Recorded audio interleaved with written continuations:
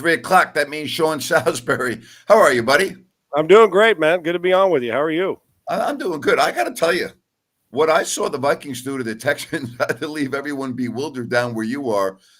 Uh, what's the difference in Sam Darnold? I mean, the guy is just he looks like a completely different quarterback.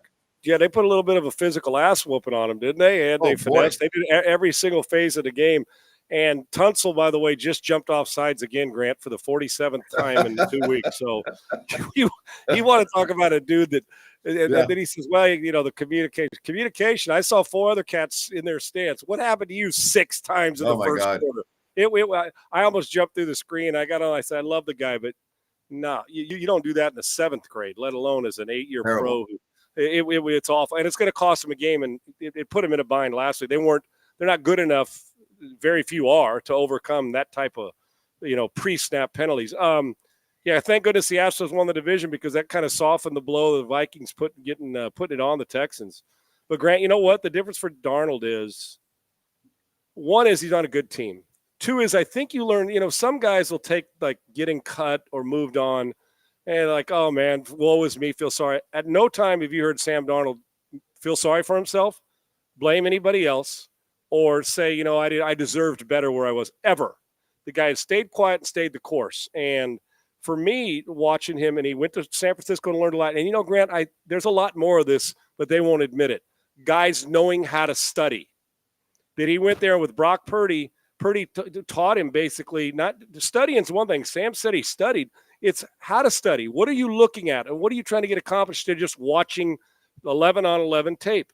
And I think it's paid off. I do. And, the 49ers and Kevin O'Connell, that McVay, O'Connell, Shanahan, it's all the same lingo and verbiage. And so I think that helped him. It didn't take long to learn the verbiage, which is number 1.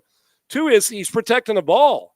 He's not playing hero game. And it may take 4 or 5 years. Some guys mature later. The guy's got great feet, phenomenal arm, and great arm action and can throw off schedule. The key is he's throwing the ball to the right guy.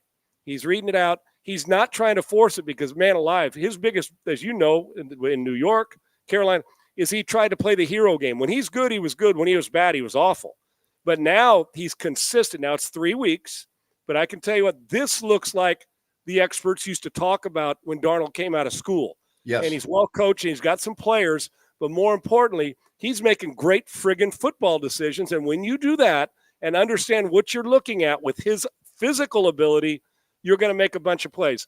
I couldn't be more proud of him. I'd love to see him in the MVP talk and in the comeback player of the year race. I think it'd be awesome because the guy did not bitch and blame anybody else for the woes. He just stayed at work and got with the right team now, and he's playing out of his mind. What this is doing, regardless of JJ McCarthy, it's earning Sam Darnold a starting job somewhere in the NFL, whether it's in Minnesota or somewhere else. All right, there are exceptions. You live in a city where there is an exception. Last year, we saw the outstanding rookie season of C.J. Stroud.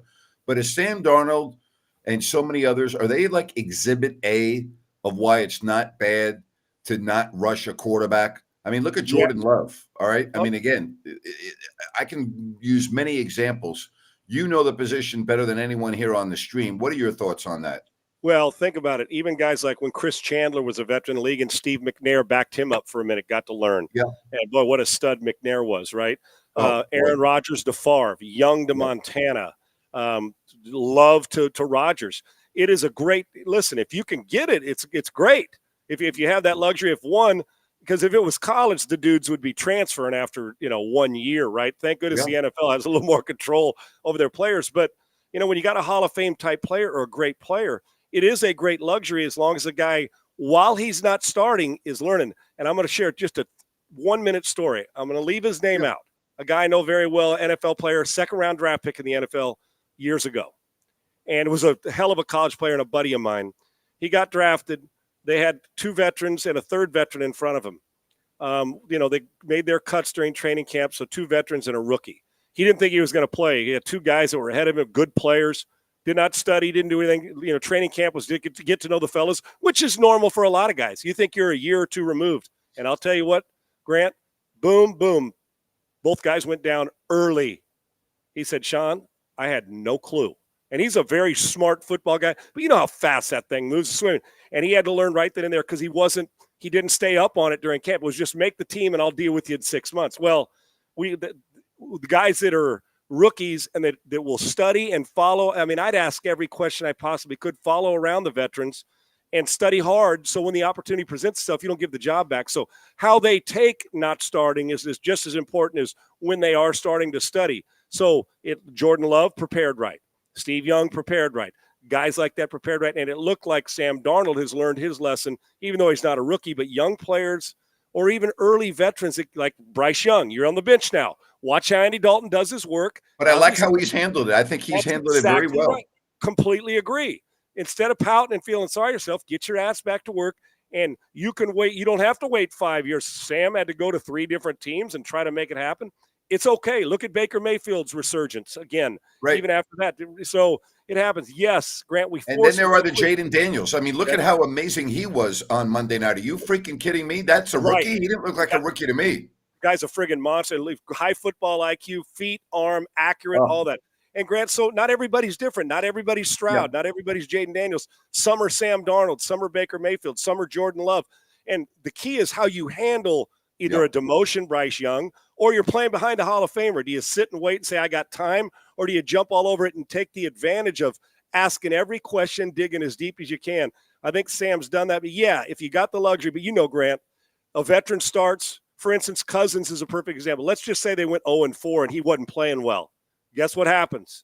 The crowd says they want Michael Penix, and then you put him. So you're really looking over your shoulder, and you got to be strong-willed and you got to be awfully confident in yourself when they draft a first-rounder to not look over your shoulder, just to go out and do your thing, which Cousins will. So, yeah, everybody's not the same. Stroud's different. Jaden Daniels is different. Most of them are supposed to fail or have a lot of failure as a rookie. I like the way some of these guys are playing, but Sam Darnold, hey, it may happen in your first. Look at it. Same thing happened to Geno Smith. Guy was a journeyman, and now he's a starter, been to a Pro Bowl, got a big contract. Imagine if he would have quit on himself or let everybody tell him how bad he was early in his career. And you got to have thick skin, because if you don't have thick skin, this is a position and a sport that's not for the faint of heart. Good on Sam Darnold. Sean, you're a Raiders fan, so I want to get your take on Antonio Pierce's post-game comments about business decisions and really calling out a lot of his players. Don't have a problem with it. He didn't call anybody by name, right, Grant? He just called it he used it as a whole. Why? Hell, put him on. If you got to put him on blast without actually naming them, they know who they are. They know who's dicking around enough and not studying or not doing their thing, or if it's a sideline antic, if it's pouting, if it's gossip monging on the side. I don't care what it is. We get to the point where we think we're not allowed to criticize a player. Why not? I hear players criticize coaching and playbook and play calling all the time. I'd like to get more involved. Or Deshaun Watson just got done. Didn't I see his comments today where he said, I've come here to be a quarterback, not to designed runs. I didn't ask for more of those. So he didn't say the coach, but we know who he was talking to, right? So what's the difference? They make enough money to take a little criticism. And if you're too much of a kind of a bitchy, whiny guy, you're not going to be that good anyway if you're worried all the time about, coach isn't allowed to say that. Well, damn right he is.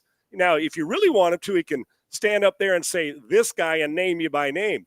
He just put it out there, let people speculate, and then we'll watch and see how they handle it. And you know what? He's right. This is a business. If you don't want to show up and do what you're supposed to do, because he was buddy trying to feel his way last year. This is business. He's looking out for his job. He's looking out for the Raiders. Players do it all the friggin' time. And I don't agree with all coaches, but you know what? If you're that soft and can't handle a few comments overall speaking to the team, then you know what? Take a look in the mirror and go get it fixed. You don't need a bunch of team meetings without the coaches. That kind of stuff drives me nuts. Get out there and take care of your game. Antonio Pierce should have. They got beat by a team that couldn't have beat a Friday night football team, and they played like they could last week, and Dalton played out of his mind. So I don't want to hear anybody say coaches aren't allowed to do that. You bet your sweet ass they are, and the Raiders need a wake-up call and a kick in the rear end, because some guys get a little too comfortable. Good on Antonio Pierce as well.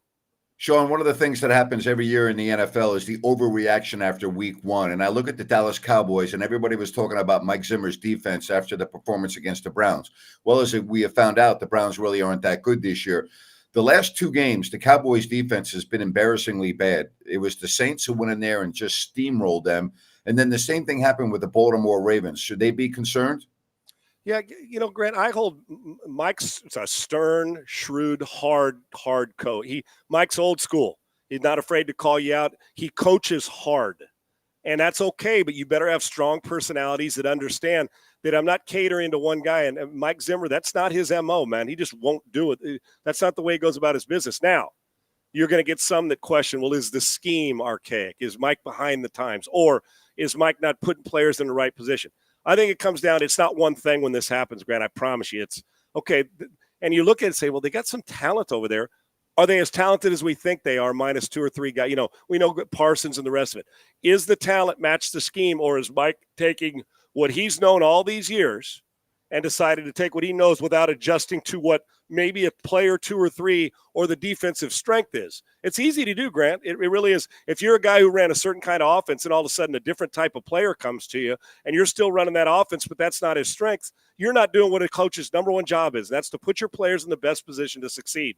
Now, for it all to be on Mike Zimmer is horseshit, because with Mike Zimmer, you got to I saw guys, and I saw them getting run over physically. The back-to-back weeks, they've been pushed around at the line of scrimmage. So Mike Zimmer ain't missing one tackle. He didn't miss a tackle in somebody's line. He didn't miss a sack. He didn't miss a blitz pickup. So I think it's some scheme that looks to me it's not as sound as it should be, whether that's they're not picking up. Maybe Mike needs to be able to adjust and adapt at times to his skill set.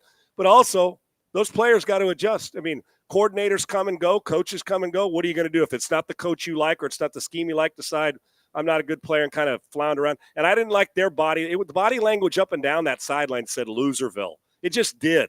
And they're better than that. And, you know, they made a valiant effort comeback, but they put themselves in a bind and it got too much to come back from. I do think because that's supposed to be a strength of their team. They didn't do squat this offseason offensively. So, yeah, I think it's a combination of a few things. Now, Mike's got some old school, and sometimes the new generation player wants what they want to do, not what the coach teaches. And it is incumbent upon the coach to also adjust to them. You got to play to their strengths. I'd have Micah Parsons rushing the quarterback 70 times a game, even if there's only 60 snaps. So they've got some fixing to do, because right now that team looks like a playoff team a couple quarters a game, about 20 minutes a game. Other than that, they look like a team that's going to flounder around and give you some great, some good, and a bunch of average. That's who they got the Giants tomorrow at New York. I love this. Sea-Dog says Purdy hate or doubt needs to stop. He's playing like a top 5 quarterback with the weapons or without them. I agree. I thought he was really good against the Rams. He had too many drop balls. Ayuk, to mention one. I mean, I don't know why people criticize Brock Purdy. I don't get it.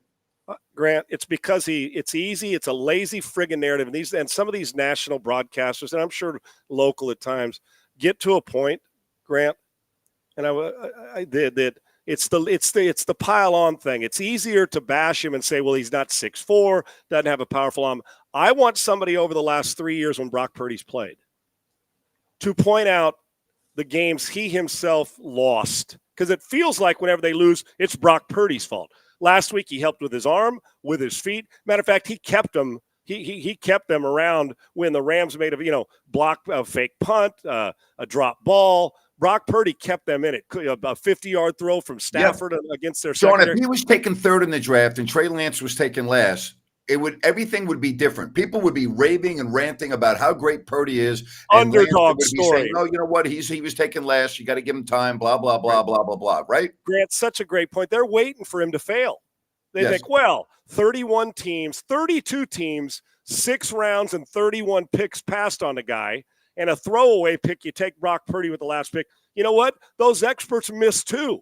Yep. They don't know what the grind is in his heart, or how much he prepares behind closed doors, or what how much it sets you off that you weren't drafted higher than you were. So for me, I'm going to tell you now, and you're exactly right. If he was the 5th pick of the draft, we'd be raving about him, which shocks me because this country loves an underdog story. Yes. It feels like. Yet the guy's a 7th pick. He doesn't bother anybody. Yep. He plays his ass off. He's not a self-promoter, and he keeps going out and he makes all the throws. He throws on time. What, he doesn't look the part because he's not 6'4", 230? To me, over the last 3 years, he's been one of the top 5 players at his position in the league. He gives him a chance every week to win. He may miss a throw. Now, if he's late on a throw and he doesn't have the same arm as Josh Allen, well, get in line. Who does? So to me, whatever weakness he's had, he makes up for it. This franchise is better because of Brock Purdy, period. Yeah. They've got other great players, but offensively, I think he's actually part of the glue. And they had a chance to win without what? Kittle. They didn't have Samuel or McCaffrey. Right. McCaffrey, and he's keeping them afloat. I do not. It's one of the strangest narratives across the league. I think it's a lazy narrative. I don't think the people that are watching the tape. It's easy to pile on, and he continues to give him the middle finger without doing it. The guy deserves far more credit. The guy is the starting quarterback, should be the starting quarterback, and for my money, he's a top 10 player in the league. Maybe not physically in a superstars competition. As a quarterback, the guy belongs in your top 10 conversation. Every week he plays good football. Sean, what do you see as the problem with the Jaguars and Trevor Lawrence? Grant, is it fair for me to say the guy's regressed as a player? Looks like he has. I mean, Doug Peterson's supposed to, a quarterback guy. And when he first came in, we're like, oh, okay, there's some magic. He's going to take over and do what he did for Foles and Carson Wentz when they got there. I don't – if I didn't pay him as much and he wasn't the first pick of the draft, I'll say this. As much as I like Trevor Lawrence, he is underachieved. As the first pick of the draft, he is underachieved as a player in some big moments. Now, he'll do some stuff. You'll say, now that's why that's the guy, right?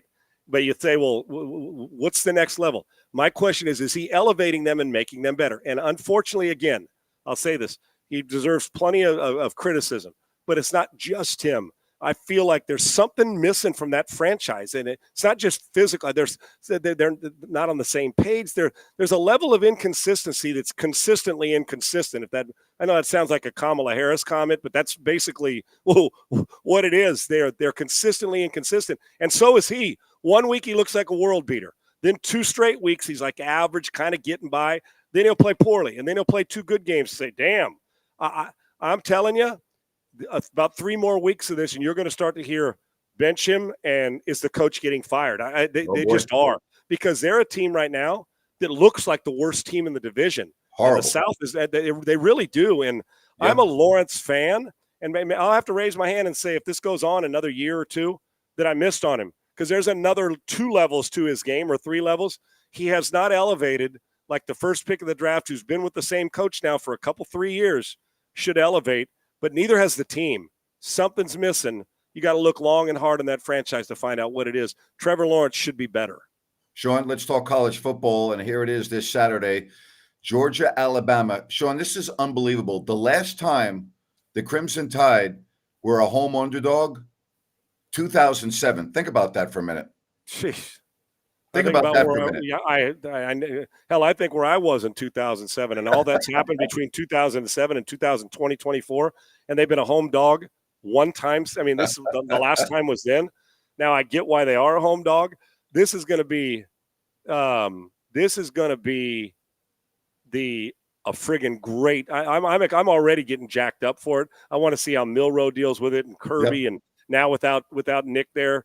We'll see, and Kalen DeBoer is a really good football coach, but that's an alarming statistic or a compliment to Alabama, just how good. Yeah.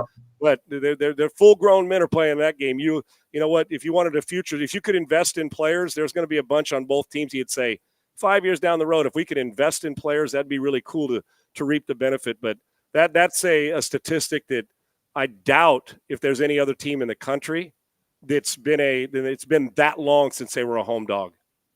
How about this? I love like this. The $2 donation. Part of my ignorance, but is this Sean Salisbury? Hey, who's that from? Gonzo? Gonzo. Yeah. Gonzo, I got to tell you, I love you, brother, but you don't want more than one of me. Trust me, for a lot of reasons. Okay. Hey, you've lost so much weight. You've lost so much weight that people don't recognize you anymore. Yeah, right. I was, from a biscuit away from 300 to an M&M away from 240 now. So there it goes. But yeah, it's me. But I promise you don't want to pine for 2 of us, because then the whole world will be screwed up. Man. One of us is enough. I can barely handle meat. But yeah, $2. Hell, isn't it worth more than that? Give me 5. God. Give me 5 at least. All right. So grad school, law school. Now you're a mediator. You got that done. What's next, my friend? I'm a certified mediator. Astronaut next, if I wasn't claustrophobic. Hey, you're in the right city in Houston. I mean, right there, right down the street in NASA. Man, I don't know, an 18-wheel truck driver, so I can listen to my damn self on a podcast, drive across the country. I don't know. but I'm proud to get that mediator certificate and the master's degree. But you know what, Grant? It's time to work to live as opposed to live to work. One of these days, I'm going to enjoy the fruits of my labor. I'm just going to go play golf across the world for 6 straight months and go to ballparks. But you know what? I promised my family stuff, and I'm going to keep doing it until I got to learn more. I always look and craving knowledge, brother. I say this, you know how much I care for you. I'm going to put this at number 1 on the list. All right. And you won't say it, so I will. You always are striving to make the community you live in better, and actions speak louder than words. Your actions are here and your words are here. You don't talk a lot about, you do it. And I just have so much respect for what you do for your community. Thank you, brother. You know what? I fall short so often. No, you don't. I do, but I sure as hell try to, when I can, I guess try to enhance somebody else's life, to kind of get out of my own way. And what's helped me through any tough times I've been in is immerse myself. I learned immerse myself into service of somebody else. I know it sounds cheesy, but when you do that, you kind of forget that you're going through minor problems and somebody else is going through major problems. So I fall short a lot, man. But you know what? I sure as hell try to make sure somebody else doesn't have to go through some difficult times. I do as best I can. I got to do better, but I try, and I can't thank you enough for the compliment. We'll talk to you next week, my friend. You be good. Love you, brother. Appreciate it. Thank you. Good stuff, Sean Salisbury. Love having him on each and every week. Outstanding. Just outstanding. All right. I want to introduce the newest sponsor to If You Don't Like That, Eldorado Hill Motors. That's right. Eldorado Hills Motors. Automotive Reimagined. I am going to talk about this new sponsor a lot coming up with Rhino at 8 o'clock. But I wanted to welcome them officially here to If You Don't Like That, Eldorado Hills Motors, Automotive Reimagined. I'm going to tell you all about their company and what they do coming up at 8 o'clock. And also, folks, remember, if you want to be a sponsor of If You Don't Like That, just drop me an email at gnapier@gmail.com. That's gnapier@gmail.com. And would love to be able to have you be a partner with us right here on If You Don't Like That. Also, coming up at 8 o'clock with Rhino, we will have a rant with Grant. So think of your rant ideas right now, a rant with Grant, and I will give you my rant tonight at 8 o'clock. My thanks to Sean Salisbury. My thanks to you. We'll be back in a couple of hours right here on If You Don't Like That. See you a little bit later, everyone.